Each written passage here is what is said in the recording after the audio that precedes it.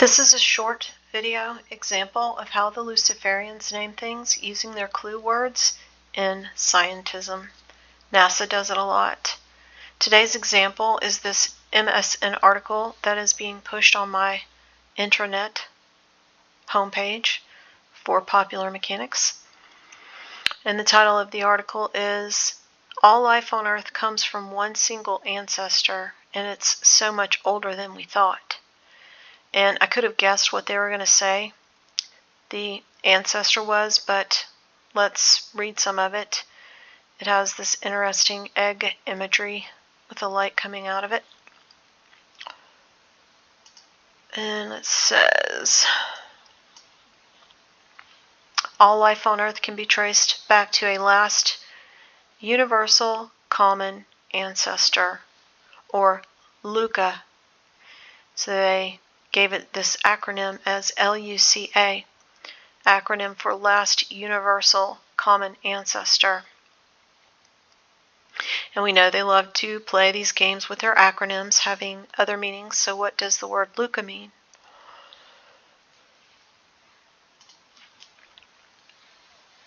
The name Luca is derived from the Latin lucus, which means bringer of light. It may also come from the Latin word lucus, which means sacred wood, as in holy wood or sacred grove, like around Lake Nemi, where the Temple of Diana was, featured in the Golden Bell. In Hungarian and Croatian, Luca is a feminine name that is equivalent to Lucy in English. And Lucy is short for Lucifer, and Lucifer is the light bearer or the morning star. Continuing the article, it says a new study suggests that this organism likely lived on Earth 400 million years after its formation. Further analysis also shows that this life form likely supported early immune system, which means it was probably fighting off viruses.